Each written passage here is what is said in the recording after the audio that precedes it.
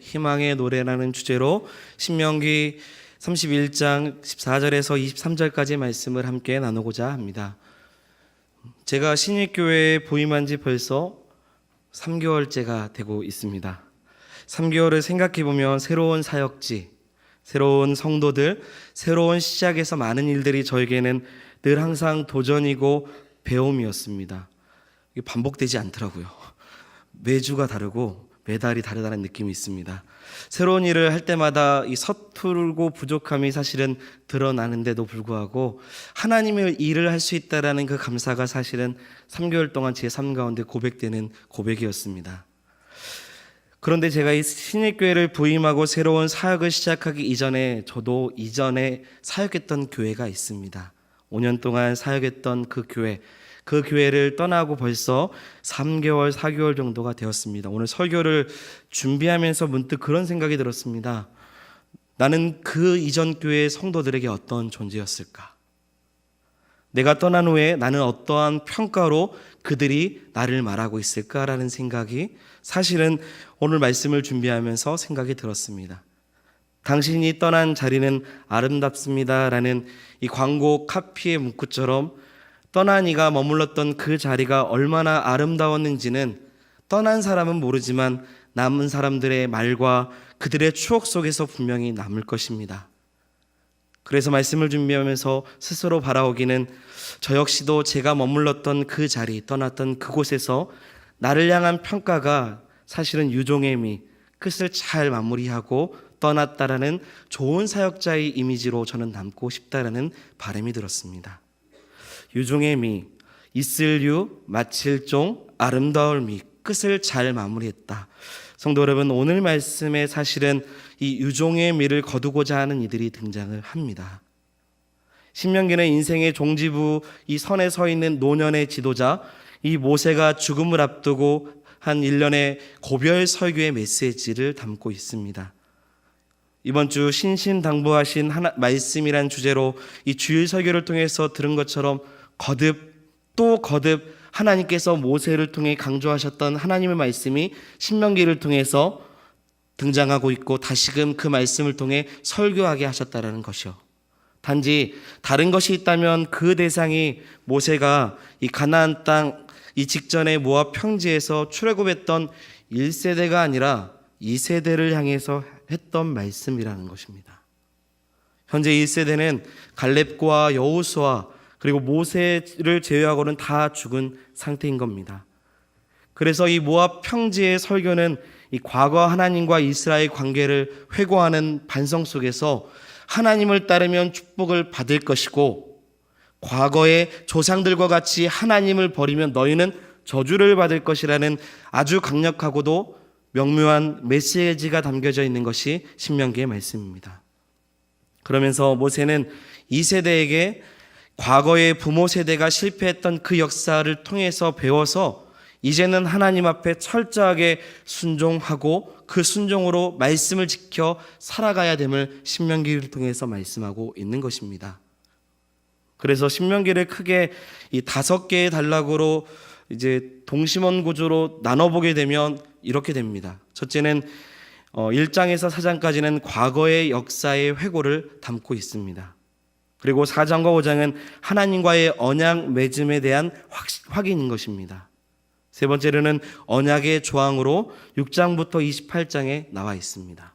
그리고 그 언약 맺음에 대한 갱신을 29장, 30장에 다뤄져 있습니다. 마지막으로 오늘 본문에 등장하는 그리고 앞으로 신명기 마지막까지 있고 있는 부분은 미래 이스라엘의 모습과 그들을 향한 축복과 노래가 기록되어 있는 것입니다. 그래서 신명기의 이 5개의 구조 속에서 모세는 3편의 고별 설교를 하고 마지막으로 오늘 말씀을 통해 하나님께서 모세를 불러다가 함께했던 이스라엘 백성들에게 마땅히 그들에게 해야 될 미래에 대한 예언들과 같은 말씀을 하고 있는 것입니다. 사랑하는 성도 여러분, 생각해보면 제가 서론에서 말씀드린 것처럼 모세의 인생의 유종의 미를 거두기 위해서는 이 지도자 모세가 가나안 땅에 들어가는 게 맞겠습니까? 머무는 게 낫겠습니까? 저는 들어가는 것이 맞다라고 생각이 듭니다. 그리고 이스라엘 민족의 이 40년 광야 생활의 종지부를 찍고 가나안 땅에 들어가는 이 시점에서 그들에 있어서 유종의 미는 가나안 땅, 그 땅에 젖과 꿀이 흐르는 그 땅에 들어갔을 때 광야에서 하나님을 의지하고 하나님만 바라봤던 그 신앙 그대로 그 땅에서 하나님과 함께 더불어 교제하고 예배하며 하나님이 풍성히 주시는 것을 누리며 사는 것이 어찌 보면 유종의 미, 이스라엘 백성들의 40년 광야의 끝을 말할 수 있는 결과가 될 것입니다. 또 유종의 미라고 생각이 되면 이 광야 40년을 마치고 모세가 딱 앞장을 서고 그 다음 후계자인 여호수아를 곁에 딱 둔 다음에 수많은 사람들과 함께 나팔을 불고 홍해를 가른 것처럼 요단강 앞에서 모세가 한 번 더 가르고 모세가 한 걸음 한 걸음 들어가고 많은 사람들이 따라 들어가는 것이 사실은 광야 40년의 끝, 유종의 미의 결과라고 저는 생각이 됩니다. 그런데 어떻습니까? 모세는 들어갑니까? 들어가지 못합니까? 못 들어갑니다. 아니죠. 들어갈 수 없게 됩니다. 1세대 갈렙과 여호수아 외에는 지도자일지라도 그 모세는 들어가지 못한 것입니다. 왜 못 들어갔을까? 먼저는 오늘 본문에서 먼저 생각해 보고자 합니다. 우리 14절의 말씀 같이 읽어보도록 하겠습니다. 읽겠습니다. 네가 죽을 기한이 가까웠으니 여호수아를 불러 함께 회막으로 나오라. 내가 그에게 명령을 내리리라. 모세와 여호수아가 나아가서 회막에 서니 14절에 보면 하나님께서는 모세에게 말합니다. 네가 죽을 기한이 가까이 왔다. 상식적으로 죽음이 가까이 왔으니 못 들어간다고 생각할 수도 있습니다. 죽을 기한. 두 가지로 해석해 볼 수 있는데 첫째는 육체적으로 그의 나이가 노년이 되었기 때문에 이제 어디로 돌아가는 겁니까? 흙으로 돌아가는 것을 설명할 수 있습니다. 둘째로는 하나님의 사명을 감당했던 이 모든 때를 이 모세 인생 가운데 끝난 것입니다. 더 이상 하나님의 사명이 그의 인생 가운데 없는 것을 칭할 수 있는 것입니다. 둘 다 맞습니다. 그렇다고 진짜 나이가 많아서 죽음에 이르렀기 때문에 더 이상 사명을 감당할 수 없으니, 필요 없으니, 이제는 쓸모가 없으니 그 가나안 땅에 들어가지 못하는 것일까요? 아닐 겁니다. 생각해보면 이 노년의 모세일지라도 더 이상 사명을 감당할 만한 기력이 없거나 비전이 없거나 소망이 없거나 거기를 들어가고 싶은 간절한 그 바람이 없는 것이 아닐 것입니다. 지도력을 이야기해도 지금 누구와 견줄 수 없을 만큼 가장 탑인 것이 모세인데 그 모세를 따라가는 게 낫지 여호수아를 따라가는 것보다는 훨씬 모세가 나을 것입니다. 그래서 가나안 땅에 들어가지 못하는 것이 사실은 그의 죽음 때문은 아니라는 것입니다. 말씀으로 한 번 더 이해해 보면 신명기 34장 7절의 말씀을 같이 읽어보도록 하겠습니다. 신명기 34장 7절입니다. 모세가 죽을 때 나이 120세였으나 그의 눈이 흐리지 아니하였고 새하지 아니하였더라. 아멘. 모세의 눈이 흐립니까? 흐리지 않습니까? 흐리지 않다. 기력이 쇠하지 않다라고 성경은 말하고 있습니다. 눈을 말하는 이 시력, 고대 근동 문서에 보면 이 한 개인의 건강을 체크하는 일종의 어떤 척도의 단어인 것입니다. 눈이 흐리지 않다라는 것은 곧 건강하다라는 의미를 칭하는 것이죠.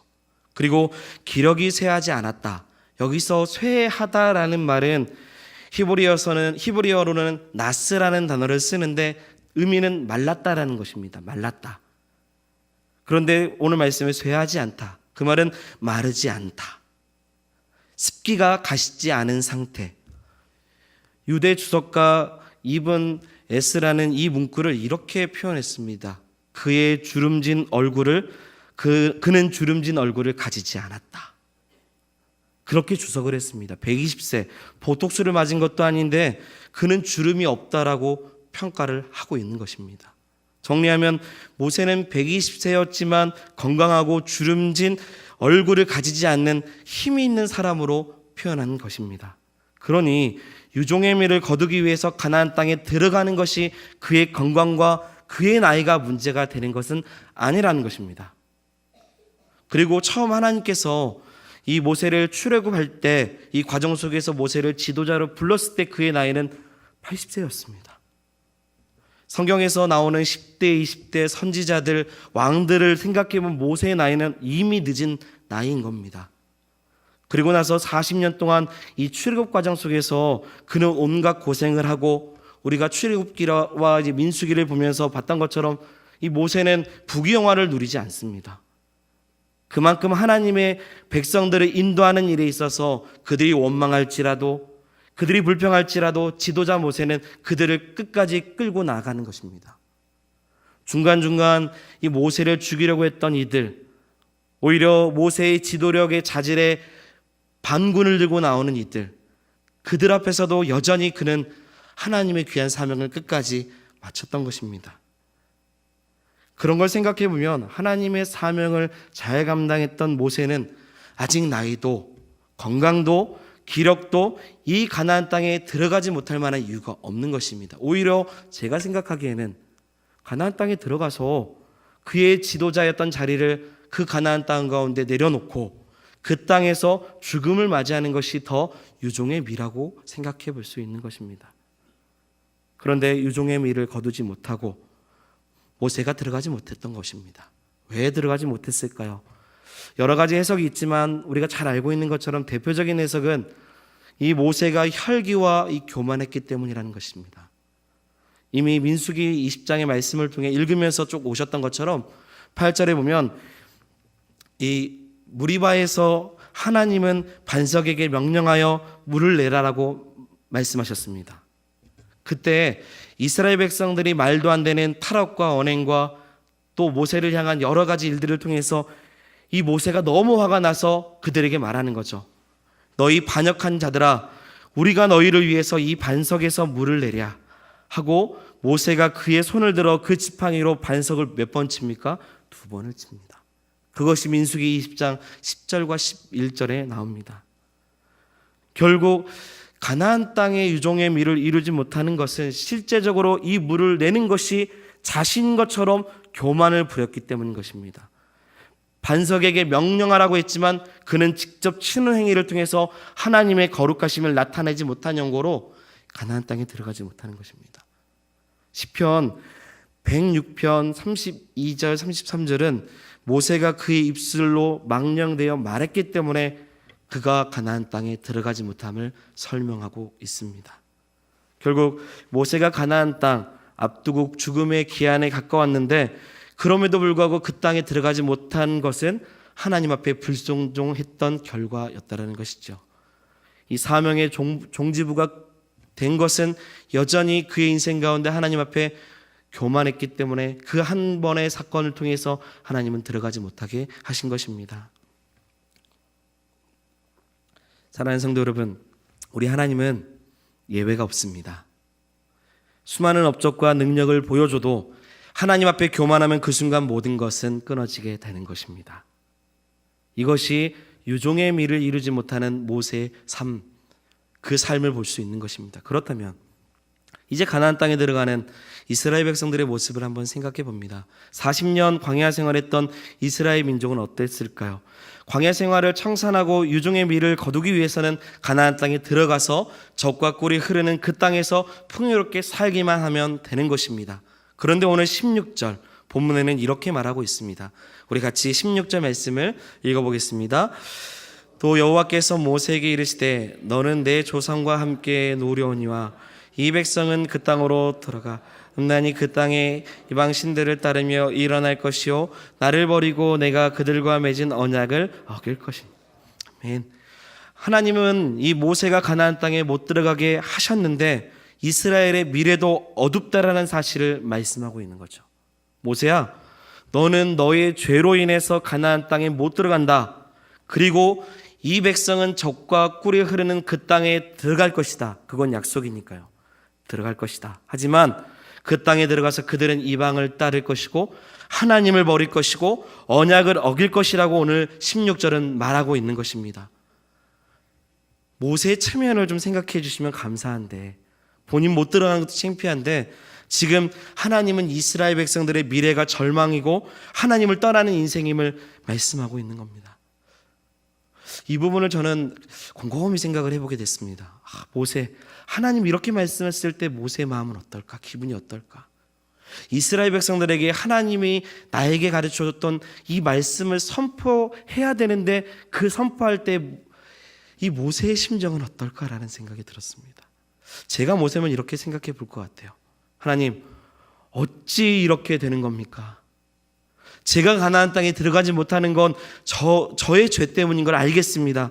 그래도 적어도 후계자인 여호수아와 그리고 이스라엘 백성들은 하나님께서 40년 동안 약속하셨던 그 천국과 같은 가나안 땅에 들어가서 영원토록 풍요로움을 누리고 살아야 되는데 그들을 향한 하나님의 최종적인 말씀은 하나님을 버리고 이방신을 따를 것이고 언약을 어긴다라는 것을 어찌 내가 이 이스라엘 백성들에게 말할 수 있겠습니까? 한 번쯤 저는 제가 모세라면 반문하게 될 것 같습니다. 결국 이스라엘 민족의 미래도 이 40년의 결과도 좋은 결과가 있지 않다라는 것을 말하고 있습니다. 여기서 끝나지 않습니다. 오늘 본문 17절 18절에 계속해서 말하고 있습니다. 같이 한번 읽어보겠습니다. 내가 그들에게 진노하여 그들을 버리며 내 얼굴을 숨겨 그들에게 보이지 않게 할 것인즉 그들이 허다한 재앙과 환난이 그들에게 임할 그때 우리 가운데서 계시지 않은 까닭이 아니냐 할 것이라. 또 그들이 돌이켜 다른 신들을 따르는 모든 악행으로 말미암아 내가 그때 반드시 내 얼굴을 숨기리라. 아멘. 사랑하는 성도 여러분, 우리 하나님은 용서의 하나님이신 줄 믿으십니까? 사랑과 은혜가 풍성하신 분이신 줄도 동의하십니까? 그랬다면 음란한 이방신을 따르고 하나님을 버리고 언약을 어기는 그들이지만 그래도 40년 광야 동안 하나님의 인도하심을 따라 나아갔던 그들, 그래 수고했다, 용서한다, 공의를 베풀 것이다, 이렇게 말씀해 주면 좋은데 그들에게 17절 뭐라고 말씀하시냐면 하나님이 진노하시겠다, 하나님의 얼굴을 숨기겠다, 허다한 재앙과 환난이 너희 가운데 임할 것이라고 하나님을 말씀하십니다. 그리고 여기서 빼도 박도 못하게 하나님은 이 부분을 19절에 노래를 써서 가르치고 입으로 부르라고 명령을 하십니다. 증거로 남기라는 거죠. 우리 19절도 읽어보겠습니다. 그러므로 이제 너희는 이 노래를 써서 이스라엘 자손들에게 가르쳐 그들의 입으로 부르게 하여 이 노래로 나를 위하여 이스라엘 자손들에게 증거되게 하라. 성도 여러분, 노래라고 하는 거 우리가 갖고 있는 상식은 이렇지 않습니까? 가사를 곡주에 붙여서 목소리로 만드는 거. 그러면 하나님은 지금 이스라엘 백성들에게 이렇게 말하는 거죠. 너희가 나를 버릴 것이고 이방신을 따를 것이고 언약을 어길 것이고 하나님이 진노하실 것이고 너희는 재앙을 받을 것이고 환난을 받을 것을 멜로디를 붙여서 그들의 입에 계속 머물 수 있도록 부르라고 가르치라는 겁니다. 어떻게 가르치겠습니까? 위로의 가사도 아니고요, 기쁨의 노래도 아니고 구원의 노래도 아닌데 지금 절망과 멸망과 소망이 없음을 그것을 노래로 부르라고 말하고 있는 것입니다. 모세도 유종의 미를 이루지 못하고 있고 이스라엘 백성들도 그런데 그 후손들에게도 이 절망의 상황을 노래로 부르라고 하는 겁니다. 20절 21절도 그렇습니다. 제가 20절, 우리 성도님도 21절 읽겠습니다. 내가 그들의 조상들에게 맹세한 바 젖과 꿀이 흐르는 땅으로 그들을 인도하여 드린 후에 그들이 먹고 배부르고 살찌면 돌이켜 다른 신들을 섬기며 나를 멸시하여 내 언약을 어기리니 수많은 재앙과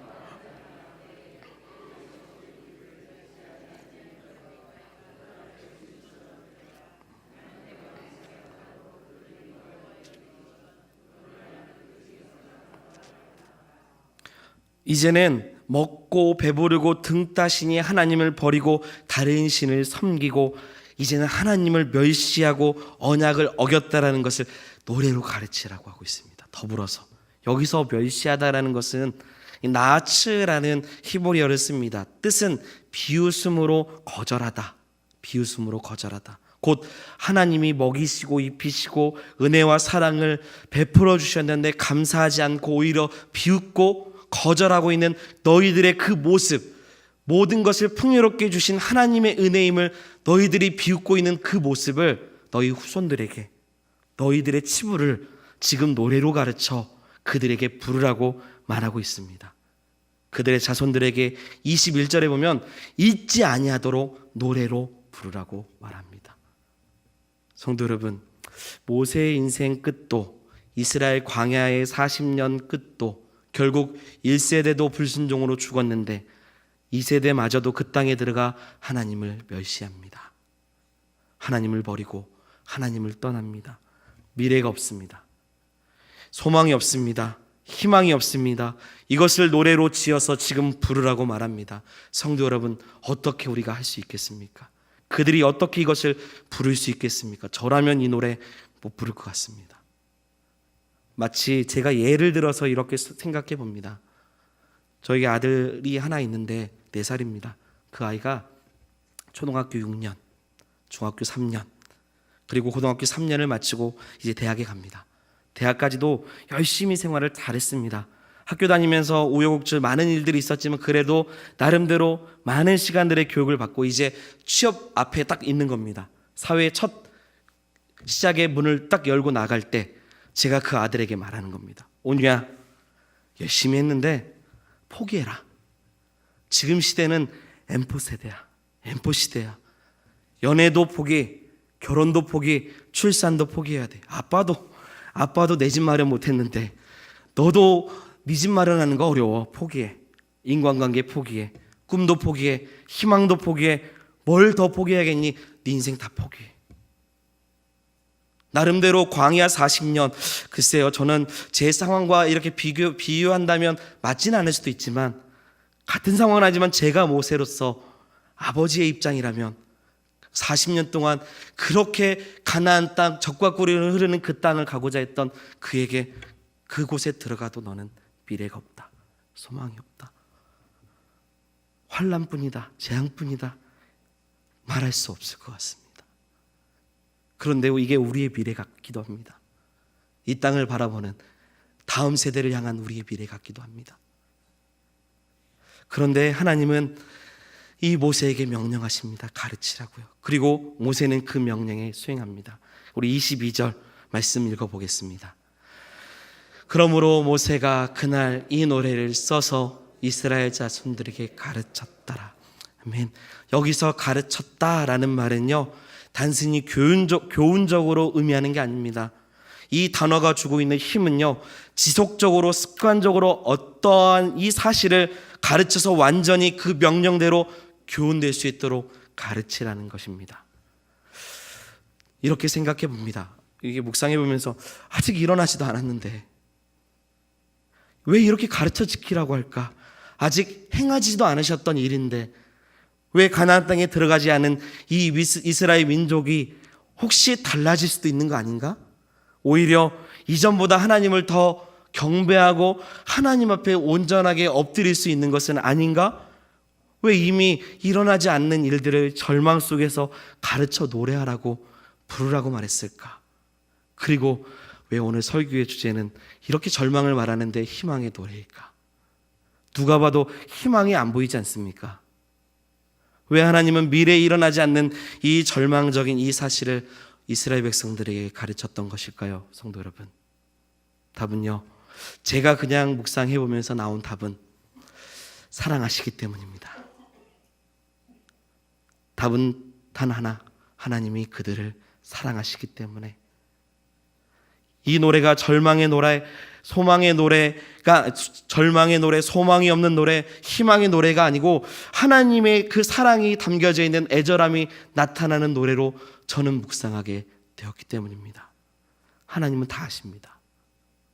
이스라엘 민족이 얼마나 자기중심적이고 이기적인 사람인지 원래 성경을 보면요, 그들은 이렇게 말합니다. 재앙과 환난이 있을 때, 그림 한번 띄워주시면, 재앙과 환난이 있을 때 이스라엘 생각이요. 예. 재앙과 환난이 그들에게 찾아오니까요, 그들은 이렇게 생각합니다. 하나님이 우리와 함께하지 않았다. 이래서 우리에게 재앙이 있는 거다. 하나님의 얼굴을 숨기시니까 우리에게 진노가 있는 것이다. 우리가 이방신을 결국은 따랐던 것은 하나님이 자신의 얼굴을 숨기시고 우리에게 진노를 했기 때문에 우리가 하나님 버린 것이고 언약을 어긴 것이다. 성경은 그렇게 말하지 않습니다. 너희가, 하나님의 생각은 너희가 이방신을 따르고 하나님을 버리고 언약을 어기니 그래서 하나님께서 너희들에게 하나님의 얼굴을 숨겼다. 진노하겠다. 하나님이 너희와 그래서 함께하지 않는 것이다. 그러니 너희 죄 때문에 재앙과 환란이 일어난 것이다라고 가르치고 있는 것입니다. 그런데 이스라엘 백성은 너무 이기적이었어요. 모든 책임이 하나님이 우리와 함께하지 않았기 때문에 이 다 하나님 책임입니다. 얼마나 이기적인 모습으로 이야기하는지 모릅니다. 곧 오늘 말씀은 이런 거죠. 너희가 나를 버렸고 나의 언약을 어겼고 재앙을 받을 것이다 라는 것이 진짜 메시지가 아니라 그렇게 버릴 수 있고 그렇게 떠날 수 있지만 떠나지 마라. 버리지 마라. 어기지 마라. 내 얼굴을 너희에게 돌리겠다. 하나님의 사랑의 메시지가 애절하게 이 본문 안에 들어있다라는 것입니다. 죄성인 거 안다. 연약한 거 안다. 모든 책임을 나에게 돌리는 너희 모습도 다 안다. 그러나 떠나지 마라. 떠나지 않고 버리지 않으면 그것이 너희에게 다시금 소망으로 찾아온다라는 것입니다. 오늘 새벽에 우리 신정환 목사님께서 그 예로 오늘 32장 말씀하면서 예로 이 베드로가 예수님을 배반했던 이야기를 하셨습니다. 닭 울음소리를 들을 때마다 그날의 자신의 죄성을 보게 되는 이야기. 거기서 저는 한 가지 더 오늘 새벽에 듣고 나서 생각해 봤습니다. 예수님이 이 제자들과 함께 있었을 때 아직 일어나지 않았던, 아직 배반하지 않았던 그들에게 베드로에게 말합니다. 닭이 울기 전에 네가 나를 3번 부인한다. 그 말을 들은 베드로의 심정은 절망일 수 있습니다. 아니요, 저는 하나님을 버리지 않습니다. 예수님 버리지 않습니다. 그런데 예수님은 말합니다. 네가 닭이 울기 전에 나를 3번 부인할 것이다. 예수님은 이미 모든 이 연약함을 다 알고 계셨던 것입니다. 왜 미리 말씀하시냐? 아직 일어나지도 않은 이 절망의 상황을 왜 말씀하시냐? 사랑하시기 때문입니다. 이미 다 안다. 이 말씀이 없으면 이스라엘이 영적으로 실패하고 넘어졌을 때 더 이상 일어날 힘이 없다는 것을 알고 있었던 것입니다. 어떻게 하나님의 구원을 받은 백성들이 하나님 말씀을 버릴 수 있는가? 그리고 하나님을 떠나서 그들이 무슨 뻔뻔함으로 다시 하나님께 나올 수 있는가? 우리는 더 이상 나아갈 수 없다라고 그들은 오늘 하나님이 이미 그들의 미래의 절망적인 상황을 말씀하지 않았다면 그들은 실패하고 넘어져서 일어날 수 없을 것입니다. 그런데 우리 하나님은 이 실패를 미리 말씀하시는 거예요. 회개하라. 돌아오라. 하나님의 회복이 너희의 삶 가운데 있기를 원한다라는 거. 너희가 비참해서 하나님 앞에 나올 수 없지만, 돌아갈 수 없지만 나는 이미 다 안다. 이미 내가 모세를 통해 예언한 것처럼 너희는 그러한 사람인 거 다 안다. 그러니 버리지 마라. 떠나지 마라. 나에게 오라는 것입니다. 그렇기 때문에 하나님이 사랑하시기 때문에 말씀하신 것입니다. 성도 여러분, 저는 성경의 말씀을 우리가 꾸준하게 지금 창세기부터 쭉 보게 됩니다. 많은 사람들은 이 말씀 속에서 우리의 삶을 적용할 때 우리에게 복이 되고 우리에게 은혜가 되고 우리를 인도하신 하나님의 놀라운 축복의 말씀들을 삶 가운데 적용합니다. 가끔은 우리의 마음에 우리에게 절망과 같은 우리의 죄를 들출 만한 일들이 성경 가운데 우리가 읽다가 나오면 이것은 나의 말씀이 아니라고 넘어갈 때가 많습니다. 오늘 절망의 말씀, 이 절망의 노래는 곧 하나님이 우리를 향한 사랑의 노래인 것처럼 우리의 마음을 찌르고 우리의 죄를 들추는 말씀들은 사실은 곧 우리를 넘어뜨리는 말씀이 아니라 우리를 살리는 말씀이 되는 것입니다. 한 이야기를 하고 말씀을 마치게 됩니다. 아까 제 아이가 4살인데요. 집에서 요즘 통제할 일이 너무 많습니다. 포크를 들고 뛰어다닙니다. 뛰어다니지 마. 그러다 다쳐. 젓가락을 들고요, 콘센트를 찔러보지 마. 아빠 컴퓨터 건들지 마. 아빠 엄마 핸드폰을 자꾸 던지려고 하면 던지지 마. 하지 마. 하지 마라고 얘기합니다. 그 중에서 가장 많이 말하는 것 중에 하나는 이 소파에서 뛰어내리지 말라는 건데 뛰어내립니다. 침대에서 뛰어내려요. 얼마나 이야기를 했는지 뛰어내리지 마, 다친다, 머리 쿵한다, 넘어진다, 수없이 거의 노래하듯이 제가 말을 합니다. 그런데 이러다 큰일 난다라고 말을 하고 뛰지 말라고 말할 때 그 아이는 저를 보면서 해맑게 웃으면서 침대 위에서 뜁니다. 뛰어내려요. 그 모습 보면 어이가 없습니다. 그리고 나서 그 아이는 저에게 말합니다. 잘하지. 지금 말합니다. 못해. 그러면 또 쿵해요. 울어요. 그리고 나서 계속 뜁니다. 몇 번 뛰다가 상처도 나고요. 어느 때는 머리로 쿵 떨어져서 혹이 나기도 합니다. 그럼에도 또 뛰는 걸 봅니다. 쟤는 누구 닮아서 저렇게 말을 안 듣는가? 저는 아닌 것 같은데, 그러면서 오늘 말씀을 준비하는데 너무 생각이 딱 저 같고 우리 같다라는 생각이 들었습니다. 하지 마라. 원망하지 마라. 하나님의 인도하심 따라 그 말씀의 준행 따라 살아라. 좌로나 우로나 치우치지 마라. 그러다 죽는다. 그 습관 가지고 가나안 땅, 약속의 땅에 들어가면 그 벌은 못 고치면 결국 하나님 떠난다. 그렇게 수없이 세상의 유혹 속에서 너희가 하나님 말씀 붙잡고 살아야 된다라고 수없이 말하는데요, 마치 어린아이가 웃는 것처럼 그 아버지의 말을 멸시하는 것처럼 웃으면서 세상 가운데 또 뛴다라는 것입니다. 이것이 연약함, 우리의 모습, 우리의 죄성인 것입니다. 하나님 말씀이 들리지 않고 결국 하나님 앞에서 멸시하는 존재가 되는 것입니다. 오늘 말씀이 성도님 우리들에게 어떠한 말씀입니까? 절망의 노래입니까? 희망의 노래입니까? 어떻게 적용하느냐에 따라서 어떤 이에게는 절망의 노래가 될 것입니다. 어떤 이에게는 희망의 노래가 될 것입니다. 바라옵기는 이 자리에 있는 모든 우리 신일교회 성도 여러분들 모두가 희망의 노래가 되기를 축원드립니다.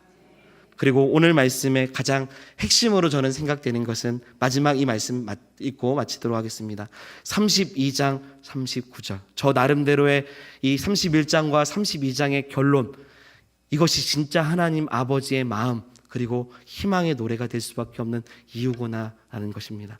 같이 읽어보겠습니다. 이제는 나 곧 내가 그인 줄 알라. 나 외에는 신이 없도다. 나는 죽이기도 하며 살기도 하며 상하게도 하며 낫게도 하나니 내 손에서 능히 빼앗을 자가 없도다. 아멘. 그리고 43절에 자기 땅과 자기 백성을 위하여 속죄하시리로다 라고 말씀을 마칩니다. 성도 여러분, 이것이 우리의 희망의 메시지가 되기를 소망합니다. 사랑하는 자에게 징계하는 것은 아버지가 마땅히 그를 사랑하기 때문이라고 히브리서는 말하고 있습니다. 우리를 사랑하신다면 어느 때는 이것이 우리의 마음과 죄를 찔르는 것 같은 말씀일지라도 이 말씀은 우리를 살리는 희망의 노래인 줄 믿습니다. 이런 축복의 우리의 삶 가운데 있기를 축원드립니다.